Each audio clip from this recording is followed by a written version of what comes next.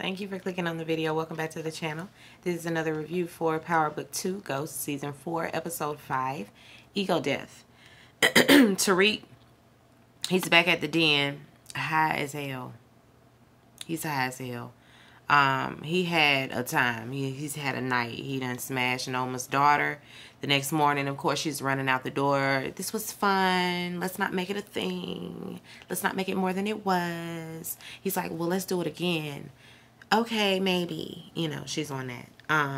Braden and Kim Parker, they laid up. She popping pills, talking about she ain't no addict. This is for her sickle cell. Braden is like, what's sickle cell? What's that? You know, he don't know what sickle cell is. He ain't grew up around a lot of blacks. So she brings a little awareness to sickle cell anemia for the white gaze. And she also assures him, again, that she's no addict. She just likes to take the edge off a little bit, you know, for the other symptoms like depression and anxiety. Girl, that's what they all say. It's a trigger.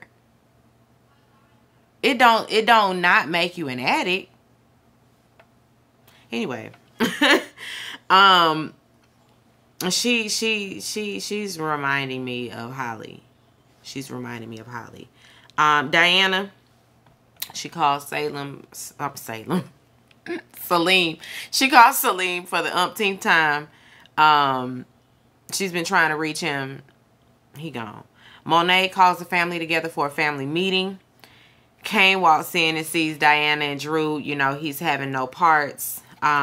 He also gives Diana a bit of advice on his way out. You may not want to keep that baby. That's just the gist of what he was saying. Monet, she can agree that outsiders have, you know, messed up everything. Tariq and Noma both. They need to cut everybody off and get back to family first. Drew says that's cool, but he's going to go do his own thing separate from the family. He goes on to remind Monet, you know, once more how she is she's at the root of it. She's the problem. She messed up everything. And until she's able to admit that, he's out.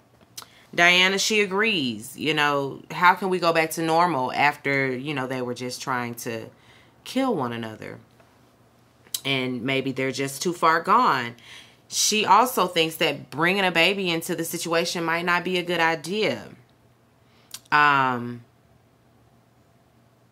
feels like the baby could be a fresh start. You know, she's not judging one way or the other, but the baby could be a fresh start. She's ready to move forward, get back to family first, especially now that her grandbaby is on the way. She has a chance to do things right. Girl, this ain't your chance to try to be the best mother you could be. You had your chance. Anyway, Braden and Tariq, they're playing video games. Tariq is in a mood, you know. He's got a lot on his mind. He shares that he spent the night with Anya. Braden thinks he's crazy for even getting close to her.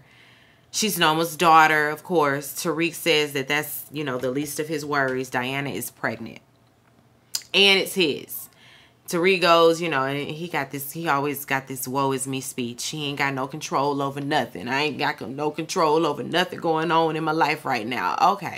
Yes, you do. You had control over all of it. You could have worn a condom with Diana and she wouldn't be pregnant. Maybe, maybe not, you know.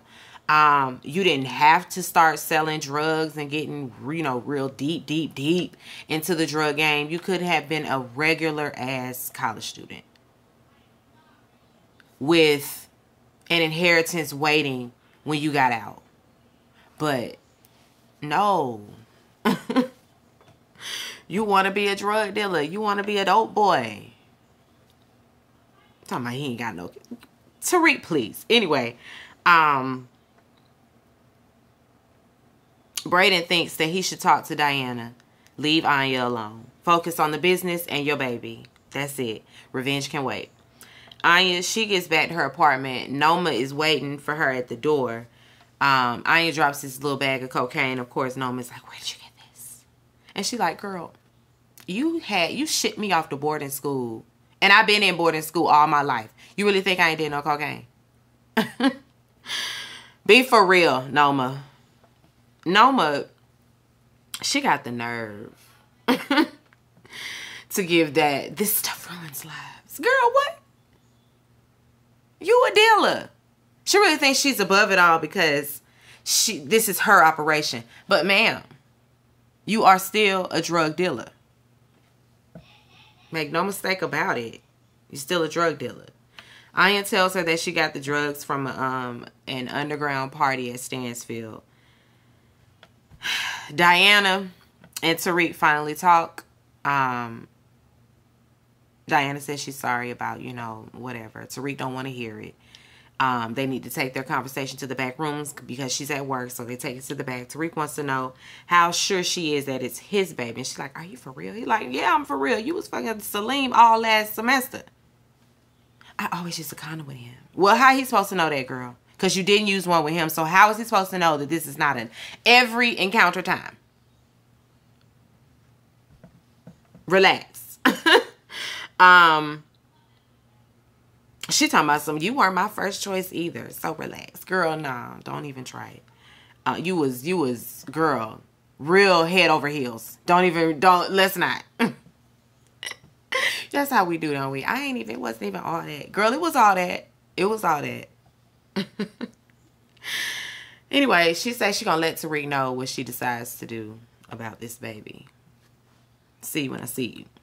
The task force is spinning their wheels. The other detectives, they giving Detective Tate a hard time.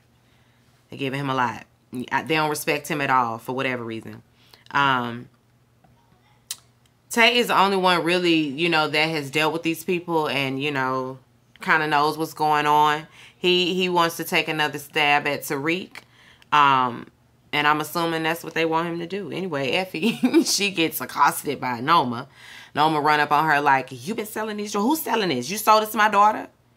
And Effie looks at it in confusion. And she don't know about no concerts, you know, at the den. No drugs being sold there. She don't know nothing about none of that. Noma automatically realizes, without Effie having to say anything, that it's Tariq. She says she gonna handle it personally. Another associate of Davis is headed out the door, so he ain't got nobody working around there. Tariq and Braden bring him his cut right on time. Drew, he's at an art gallery. You know, he's about to get serious about his art. He finds out that he could possibly have his art showcased there because they do, I think once or twice a year, something like that, they showcase amateur artists. And so there you have it. Drew may have him a little way out the game. Braden meets up with Zion. And why are we saying Zion? Is it Zion? It better not be pronounced, better not be spelt Zion. Z-I-O-N. Because why are we pronouncing it Zion? I hate it. Anyway. Somebody knocking on my door. Hold on. It was Eden. Anyway, Braden meets up with Zion to get a re-up. And Zion is leery of Tariq and Braden, you know, after finding out that the Russians are back in business. Who is supplying them? It ain't them, it's Noma. It ain't even them. Braden doesn't say anything at first, and then of course, you know, he folds. He's like, you know, I heard it's some British bitch named Noma. Braden is like, we're not working with her though, you know, we got our own shit going on. Zion believes him. He gives him what he came for, and Braden, you know, goes on about his business. They at the den, you know, partying. Noma and Kane show up. Tariq is like, it's just a party. It's just a party. He ain't do nothing. You know, I ain't do shit. It's just a party. And Noma's threatening Tariq with bodily harm and all of that. And then Tariq notices Anya walk in, so he beelines over there to her so she can see her mama. Let your daughter see who you really are. You know, let's see who you really are.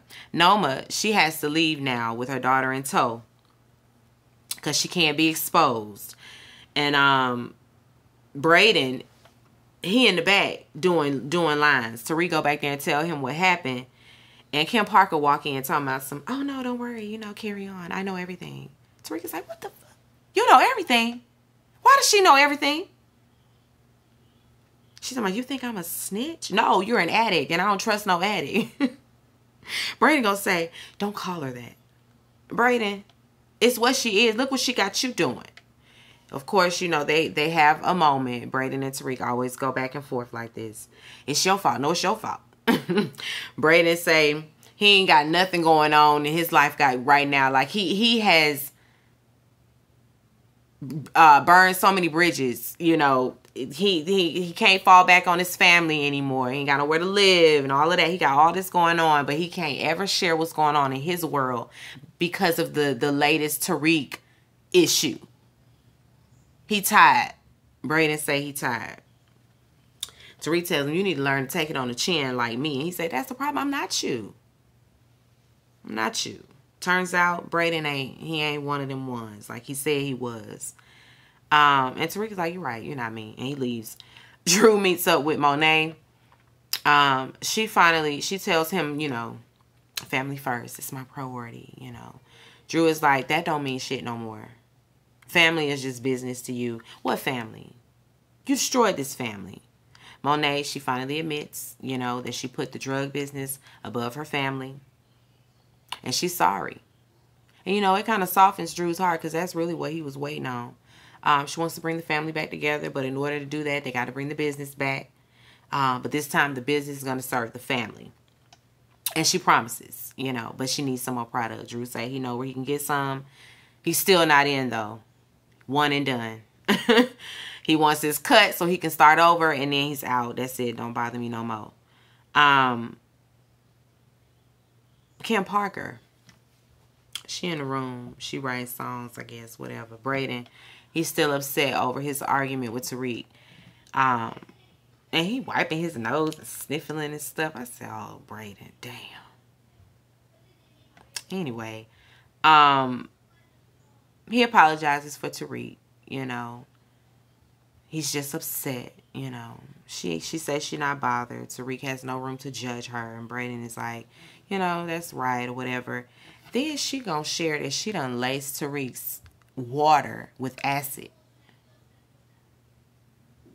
Anybody that would do something like that, they will kill you as well.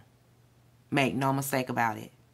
If you will drug me, you will absolutely try to do that to me.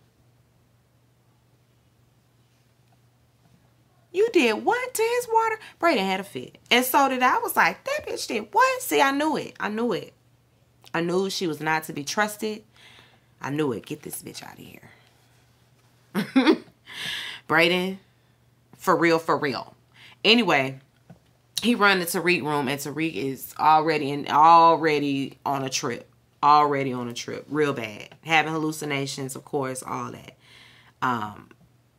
Brayden is there, though, when he wakes up, and he gonna tell him somebody might have dosed you. It's going around on campus. No, tell him what really happened. You protecting that bitch. Fuck that bitch. That's your best friend, and she tried to kill him. Let me tell it, she tried to take him out. Anyway, Diana, she at the church. She in there lighting candles for the family. And, you know, this elderly Hispanic woman comes in there and drops a little wisdom on her. And then she noted, of course, the old lady knows she pregnant. Because she's an old wise one. So, of course, you know, she speaks to her in the Espanol. And Diana, you know, it makes her feel some kind of way. It resonates with her.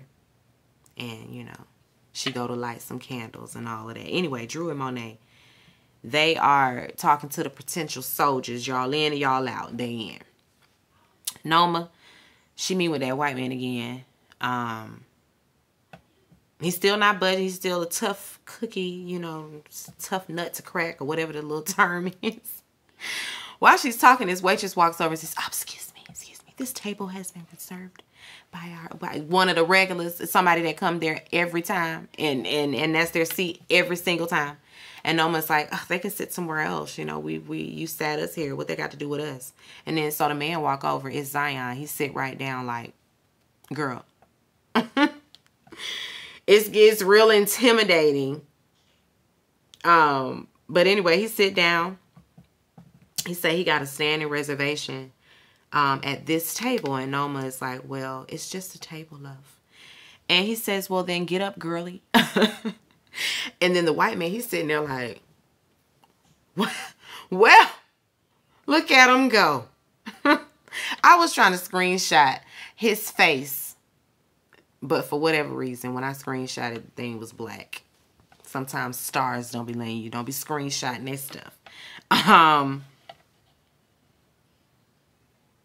Anyway, he intimidates her some more, sliding the chair closer, you know. Listen, he slid that chair closer and okay. Anyway, the white man, he can see things are getting a little bit shaky. So, you know, do you know him? And Noma's like, no. And he gets up and introduces himself, stands her up too, you know. And then he's like, and why don't you guys enjoy your table over there? Enjoy the view of my city from over there. And she ain't got no choice but to walk her ass over there. She get home and she mad. Of course, she immediately started questioning Cain. Who is Zion? And who you been talking to about, you know, what you been saying about me out here in these streets? I've done a great job of insulating myself. No bottom of the barrel drug dealer scum should be speaking my name out here in these streets ever. And of course, you know, this put a little wrench in the business as well. And Davis is walking in at the same time. And she tells Davis, he humiliated me in front of the white man. Put my business at stake and everything. Davis say he gonna handle it. Cain is like, no, I can do the job. He's stepping between him and everything. He's such a pick me. I can do it. I can, you know, I can be, you know, I can be the one. I can do the job. I'm unpredictable and dangerous too. No, you look, you it's giving pick me. Just trust me. And I'm gonna say fine. Anyway, Davis, he say, okay, I'm gonna just go handle white man. Cain, he take Noma to the fight club because he gonna get some straightening. He goes straight to Zion, you know. He vouches for Noma like she's his woman. And he says something about her. And she's like, listen, watch your tongue before I cut it out. I don't need no man to speak for me. I'm just playing a role right now. But don't you make no mistake about it. I will kill you. Drop you dead right here. And, of course, Cain, you know, they have some more words. So they're going to fight it out. Because you can't bring no weapons into place. So they just going to take it to the ring. What's the man's name? Zion is, he's for what, I don't know if he a champ around there or what. But I'm assuming he's a force to be reckoned with in the ring. And so people are trying to warn him on his way up there. And Cain is like, listen, I'm fine. I ain't got no, I ain't worried, you know. So they get in there and, you know, Cain don't need no warm up because he can fight. He been doing that. And he get in there and beat ass. He do what he's supposed to do. Zion had pulled out brass knuckles and gets disqualified. So, I mean, did you really win? But then again, Zion, if you really that nigga, then why you needed brass knuckles? Anyway, Cain is pleased with himself. I guess the message was clear. You know, he ain't gonna fuck with you no more. This is my city. You good when you with me. Okay, Cain. Telling her you don't need no more security detail or none of that. All you need is me, just me. Relax. Because you know what happened to the last one? Obi. Calm down. Please calm down. Okay, please calm down. Anyway, Brayden and Tariq, they talk. You know, there's still tension, but we got to figure this out. Brayden comes clean and tells Tariq that he told Zion about Noma. Tariq's like, listen, I can't be no pawn no more. I got to be in control. I got to be in control. He basically got to be Ghost. That's basically what he's getting to. You know, listen, me and my kid and Diana, we cannot suffer any consequences. I have to be on top. He wants to be on top, okay? And he gonna start by getting leverage. He texts Anya and he gonna put a little plan in motion. Ooh, I almost kicked that over. Anyway, Ely Carter, he home. He in there talking to him. You seen the lip balm, babe? Where the lip balm at? Go in there, look in the medicine cabinet. Okay, just found it. He's just talking to himself. All right, I'll be back for dinner. You let me know what you want for dinner, okay? Ain't nobody there. He talking to his deceased wife. The man has lost his mind. He lost it. He carries on like in that house like she's there. Anyway, Diana and Tariq, they talk. She's keeping the baby. She says she's 3 months pregnant and she's keeping it. Okay. Tariq, he's ready to be a father. He ain't gonna run from his responsibilities. He's ready to be a father. She invites him to the first ultrasound appointment. He gonna be there. Davis drops in on Noma. The white man won't be a problem anymore. She in her lingerie drinking wine. Would you like to join me? She offers him a glass of wine. And they enjoy a glass of wine and each other. I know that's right, Noma. Get you a piece. Kane and Davis, girl. How do you manage? Anyway, Drew and the new soldiers, they are out staking out some corner boys. They roll up on them with guns out. You know, folks start shooting. And out of nowhere, Ely Carter them roll up and shut it all down. I'm thinking they're going to put everybody in cuffs and take them on out of there. But no. These some dirty cops. He tell them they got to follow some rules. You know, y'all kill all the dope dealers you want. Leave innocent people out of it. If I find out you done killed somebody innocent, that's your ass. You dead. Or we're going to find a way to get you, you know, you're going to be in prison. Most likely dead. They going to kill you. One of them that happened to be out there, one of the soldiers, Ely Carter recognizes him like, oh, I know you ain't. Yeah. You still been out here killing kids, everything. Yeah, you got to go. He shoot him in the head right there. Right there next to Drew. Drew like... So now they work for him, honestly. Ely also demands a cut, 35%. Tells him, get your shit, get the fuck up out of here. Get the fuck up out of here. Don't let me catch you around here no more. I knew he was crazy, but I wasn't expecting this. I wasn't expecting this at all, y'all. But I kind of like it. Okay, Dexter. Okay, Dexter. Anyway. Diana and Tariq, they go see the baby. The little baby zygote that's growing. Diana, she just knows it's a boy. She want to name him Lorenzo if it is. Diana, she tells Tariq, listen, I can't get in touch with Celine. You seen him and don't lie to me. Tariq's like, yeah, I went around there. I went around his house. But he wouldn't come clean or nothing like that, you know, so that was that. I ain't see him after that. If he missing, ain't got nothing to do with me. And Diana, you know, he trying to convince Diana that he can continue to be in the game and still keep them insulated. And Diana like, no, that ain't gonna work for me. I'm not doing the drug life thing. I'm out. It's not gonna work for me. So you really got a choice. I can raise this baby by myself, and I do that. Tariq really don't want to do that, but she's like, it's the inevitable if you're gonna be doing this. Anyway, that's really where we end, you know, after she gets up and leaves. Until next time. Oh, I did this in 15 minutes. Well, it wasn't really a heavy hitter. Wasn't really one of our heavy hitter episodes. You know, we just, you know, crossing some T's, dotting some I's, a little yin yin yang around the house. But still an enjoyable episode, per usual. I'm sorry that it's, if this review is late. You know, I really hope that this one uploads a lot quicker than my Huntsville review. My Huntsville review been uploading since Monday.